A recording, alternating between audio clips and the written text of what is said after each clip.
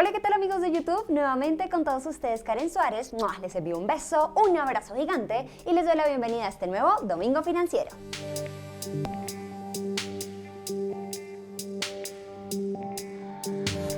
Y hablemos un tema que nos tiene patas arriba. Hablemos sobre la hipoteca inversa.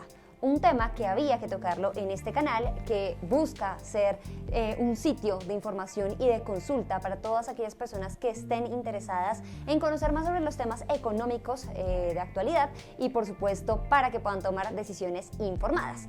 Pero para empezar a desmenuzar es muy importante primero tener en cuenta qué es una hipoteca. Luego sí vamos a explicar qué es una hipoteca a la inversa. Básicamente, una hipoteca es un crédito que se paga a 15 o 20 años, es decir, a largo plazo, en donde además de las cuotas mensuales, el banco tiene como garantía tu propiedad o tu casa. Por ejemplo, si dejaras de pagar esas cuotas, entonces esa propiedad iría al banco. Entonces, basados en este concepto, vamos a revisar qué es una hipoteca a la inversa. Una hipoteca inversa es justamente un cambio de los roles en el sentido en que es el banco quien paga mensualmente las cuotas al propietario de la vivienda y según sea la modalidad, al finalizar, después de realizar esos pagos periódicos, entonces el banco se queda con la casa. Pero ¿por qué está tan peliagudo este tema? Veamos los pros y los contras, que como sabemos siempre hay opiniones encontradas y en este espacio vamos a hablar sobre las ventajas y las desventajas de este instrumento.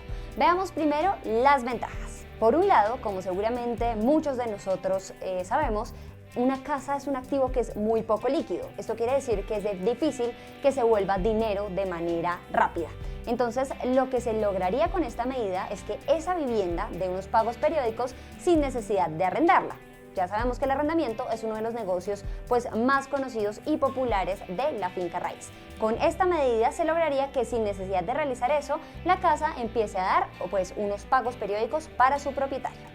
Por otro lado, en Colombia el 67% de los adultos mayores tienen vivienda propia, pero, sin embargo, solo el 28% de ellos tienen una pensión. Con esta hipoteca se le aseguraría a los adultos mayores un ingreso adicional que haría las veces de pensión en el caso de quienes no la tuvieran. Y ahora vamos a revisar los contras. Primero, existiría al parecer una brecha muy grande entre el valor de la propiedad y lo que la persona recibiría periódicamente, llegando a ser muchas veces insuficiente. Se percibe además, por otro lado, que no tendría mucho sentido pagar una hipoteca por 15 o 20 años para que al final, con una suma mucho menor, el banco terminara quedándose con la casa al final. Por otro lado, las hijas de estas personas o los herederos solo tendrían derecho a esa casa o propiedad como herencia si escogen pagar la deuda acumulada. Si no se paga la deuda, tal cual como en una hipoteca, el inmueble deberá ser entregado como medio de pago al banco. Ahora bien, ¿por qué esto está al rojo vivo en Colombia? A la fecha que se grabó este video, ya hay un borrador de un decreto sobre hipoteca inversa, es decir, no está aún aprobado, pero el ministro de Vivienda ya dijo que esperaría que esta opción estuviera disponible para el público en el segundo semestre del 2020. Ahora vamos con preguntas y respuestas rápidas sobre este tema. ¿Quiénes aplicarían a esta medida? Las personas mayores de 65 años con vivienda propia. ¿Cuáles son las modalidades de la hipoteca inversa? Son 3. Única disposición, en donde se da el dinero por única vez. Número 2, disposiciones periódicas temporales, es decir, que será por un tiempo determinado.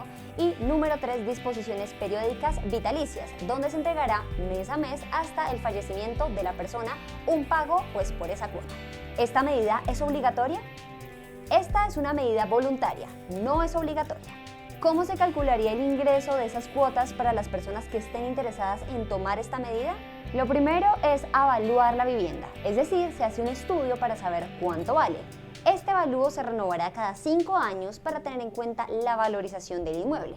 También se tiene en cuenta la edad de la persona y asimismo el estudio de riesgos, o sea, qué peligros o eventualidades puede tener esa persona que alarguen o acorten claramente su expectativa de vida. Y bueno, para este tema solo me queda decir que, como en muchos otros temas financieros, decidir si conviene o no realmente depende de la situación económica y de la situación en general de la persona. Recordemos que esto es un servicio financiero más, en donde nosotros tenemos la potestad de decidir si accedemos o no.